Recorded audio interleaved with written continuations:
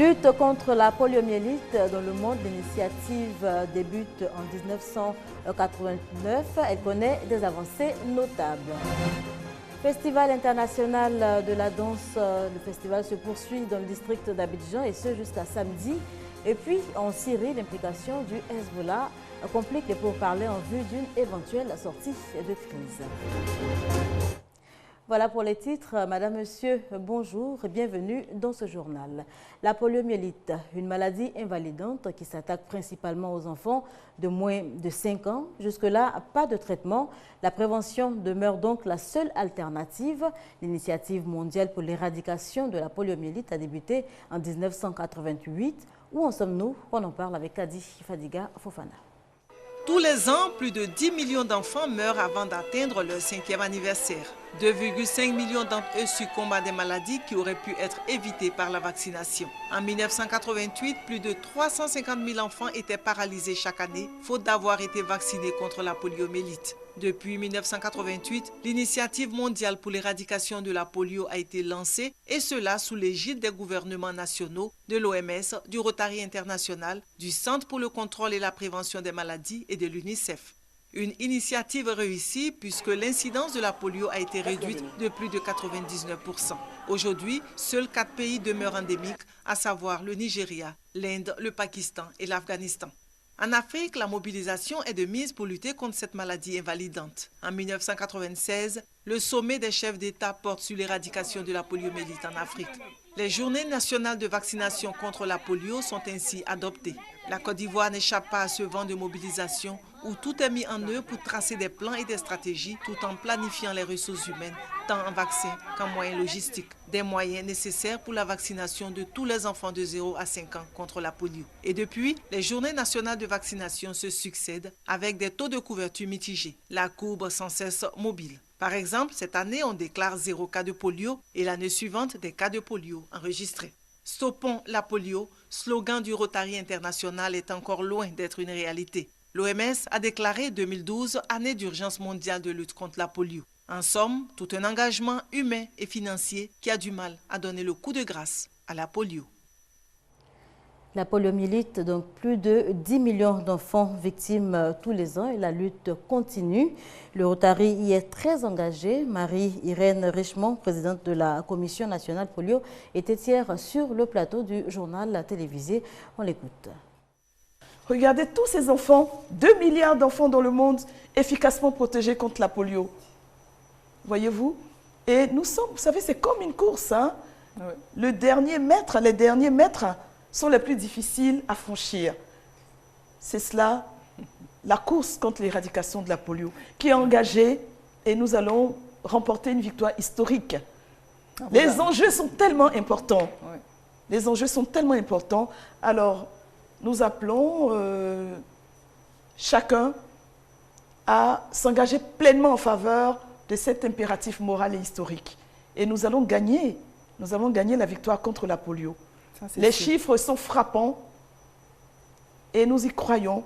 Nous y mettons les moyens nécessaires et le déficit de financement, nous, les Rotariens, par la collecte de fonds, par le plaidoyer, par la sensibilisation, par la mobilisation, arrivent avec les fondations qui nous soutiennent également, la fondation Bill et Melinda Gates, la fondation Ted Turner. Nous arrivons à combler ces déficits. Nous sommes en saison pluvieuse. En cette période, à Djamé et particulièrement, la gare routière devient impraticable. Entre la boue et les ordures, les transporteurs et autres passagers ne savent plus à quel sein se vouer. Notre équipe de reportage a promené sa caméra à travers les artères principales de la gare. Regardez. À Djamé, en saison pluvieuse, on patauge. À la gare routière, l'exercice est plus pénible encore, car dans les artères principales, la boue règne en maître absolu. Difficile alors pour les piétons de se frayer un chemin, et pour les automobilistes, c'est le calvaire. C'est dur quoi. Un jour, ma voiture est pointée dans le trou, dans le bout, hein, il s'est foncé mais là-bas. Il faut payer l'argent pour que tu aies dégagé ça.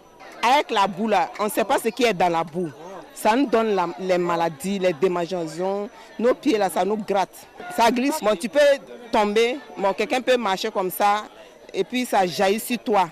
Bon, ça envoie les palabres. Les pieds dans la boue à longueur de journée, commerçants et clients n'ont d'autre choix que de prendre des dispositions pratiques pour se protéger de toute maladie présente dans cette mare aux microbes. Et dans ce décor à vous couper l'appétit, les restaurants ne désemplissent pas. Les tas d'immondices qui jonchent le sol et la boue à proximité des ustensiles de cuisine semblent plutôt aiguiser l'appétit de certains. Oui, on a mangé du riz avec sauce feuille. Nous sommes les transporteurs, on ne vient pas d'ici, on vient d'Adjaké. Donc c'est pourquoi voilà, on est obligé de prendre ça. On n'a pas tous les moyens pour aller dans un restaurant pour manger. Donc on est obligé de faire ça comme ça. Voilà, de manger comme ça et puis de se satisfaire soi-même. J'ai tout fait, ça ne va pas. J'ai payé les gens pour mes cailloux, mais toujours ça ne va pas. La campagne de sensibilisation lancée par le ministère de l'Environnement la veille de la fête de Pâques pour une gare routière plus propre n'a donc rien donné. La gare routière d'Adjamé est toujours sale et la pluie ne vient pas pour arranger les choses. En attendant l'amélioration de leur cadre de vie et de travail, les transporteurs et autres travailleurs de la gare prennent tout simplement leur mal en patience. Amadou Bakayoko, c'est désormais lui, le directeur général de la RTI, la radio-diffusion télévision ivoirienne. Il succède ainsi à Aka Saye Lazare. L'ancien directeur général est appelé à d'autres fonctions. Il devient le président du conseil d'administration de l'agence ivoirienne de gestion de fréquences. Le président du conseil d'administration de la RTI, Brou Aka Pascal, lui, est maintenu à son poste. Les détails avec Grace Kando. Changement ce jeudi à la radiodiffusion télévision ivoirienne RTI. Aka Brou Pascal reconduit président du conseil d'administration et la nomination d'un nouveau directeur général, Amadou Bakayoko, en remplacement d'Aka Saye Lazare.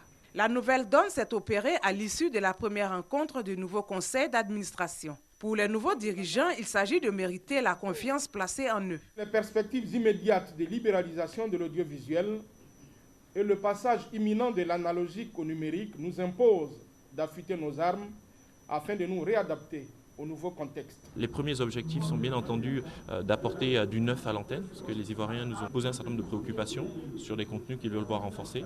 Donc nous avons dans les 2 prochains mois beaucoup de nouveaux programmes, que ce soit pour la télé et la radio, qui seront mis à l'antenne. Le second, c'est de poursuivre la restructuration et le développement de l'entreprise. Au cours de la rencontre, le travail abattu par Aka Saye Lazare, directeur général sortant, a été salué. Un travail de 21 mois marqué par des réformes, des mesures de restructuration. Dans la dynamique, le représentant de la tutelle, Mori Doumbia, a exhorté le nouveau directeur général de la RTI à cultiver des valeurs de bons dirigeants. Pour réussir votre nouvelle mission, vous devez cultiver l'humilité, la justice, l'équité et être un grand rassembleur. Car sans ces valeurs, l'on peut avoir un background impressionnant et être un piètre dirigeant. Installée aujourd'hui, la nouvelle équipe devra sans doute se préparer aux exigences de la libéralisation qui s'annonce à grands pas précisément dans 18 mois. Danse contemporaine et scénographie à l'Institut Goethe et au Centre culturel français. La 2e édition du Festival international de danse est ouverte depuis mercredi dernier. Elle se poursuit jusqu'à demain samedi. 9 pays sont représentés. Michel Digré.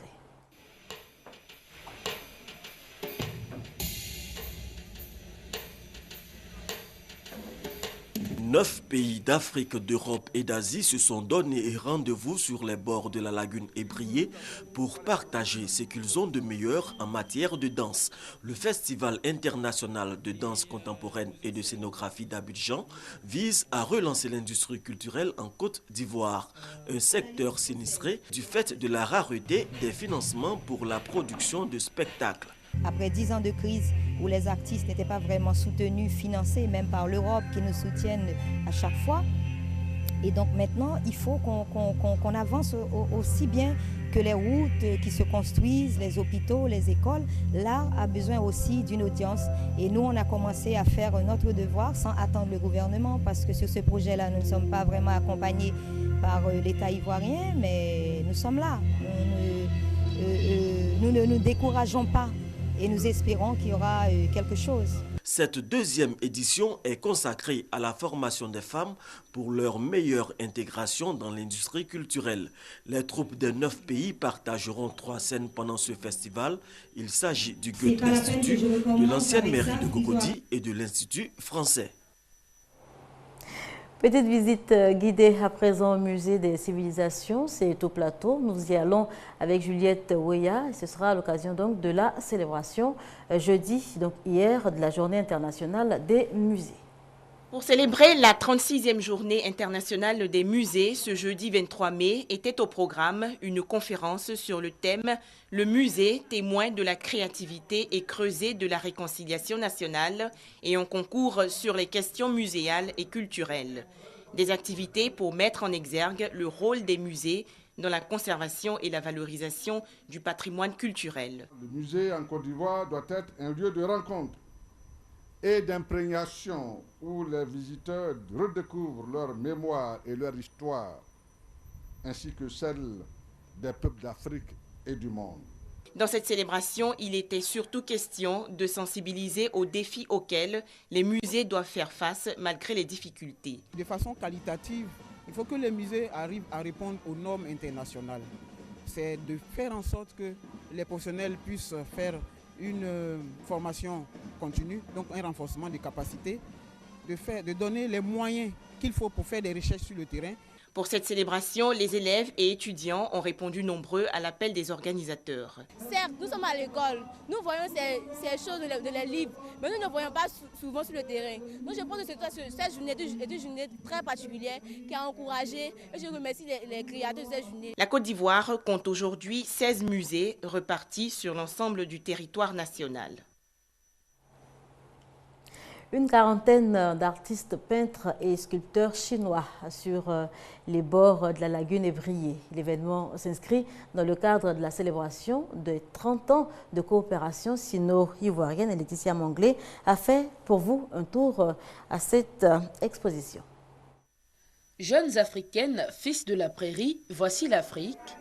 Quelques-unes des œuvres d'art exposées ce soir-là au quartier des Affaires, le Plateau. Au total, 40 tableaux peints par la crème artistique chinoise. Tableaux qui mettent en évidence les contrastes de la vie, haine, amour, vie, mort. Un jeune Kenyan avec sa vache. Et l'image l'a tellement impressionné qu'il a essayé de représenter pour venir faire cette exposition-là ici en Côte d'Ivoire. Une exposition d'objets d'art chinois qui se tient au moment où la Chine et la Côte d'Ivoire célèbrent 3 décennies de franche collaboration. Le ministre ivoirien de la Culture, Maurice Kwaku Bandama, n'est pas resté indifférent à ces chefs-d'œuvre exposés dans les plus grands musées de Chine. Il encourage notamment les relations entre les deux pays fondées sur le respect mutuel. Nous sommes tout à fait impressionnés par la qualité et l'originalité des œuvres présentées au cours de cette exposition. Son Excellence l'ambassadeur de Chine a décidé de marquer cette commémoration par de grands événements culturels. Il y a donc quelques mois, nous avons eu la visite d'une troupe de danseurs et de musiciens chinois. Et l'Excellence a dit qu'il ferait également venir des peintres chinois. C'est aujourd'hui chose faite. L'esquisse, le brossage d'encre de Chine, la mise en couleur, des techniques propres aux artistes peintres chinois qui s'en servent bien souvent pour éponger leurs émotions et leur réalité. 24 morts, c'est le bilan de la tornade qui s'est abattue sur Oklahoma, aux États-Unis. 24 morts, dont 9 enfants. Suite à ce drame, le président de la République de Côte d'Ivoire présente ses condoléances au peuple américain. Le chef de l'État, le président Alassane Ouattara, qui est depuis hier à Addis Abeba, en Éthiopie. Il y est pour participer aux festivités commémorant les 50 ans de l'Union africaine. Hors de chez nous, l'Union européenne promet des mesures pour lutter contre les évasions fiscales. L'Union européenne promet des mesures pour lutter contre l'évasion fiscale, mais se donne du temps. À l'issue d'un sommet inhabituellement court, les 27 n'ont pris aucune décision concrète, mais un calendrier a été établi. Ainsi, un accord pour la levée partielle du secret bancaire pourrait être signé d'ici la fin de l'année.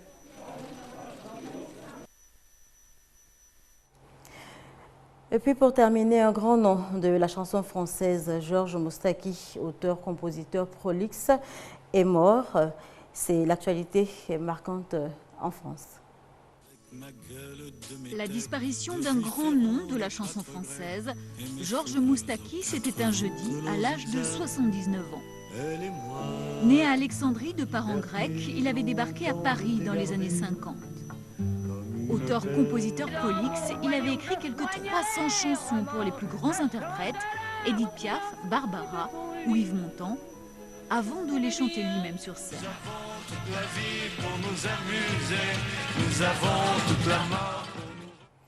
Voilà, c'est ici qu'on s'arrête pour cette édition. Merci de nous avoir suivis. Prochain rendez-vous de l'information, 19h30.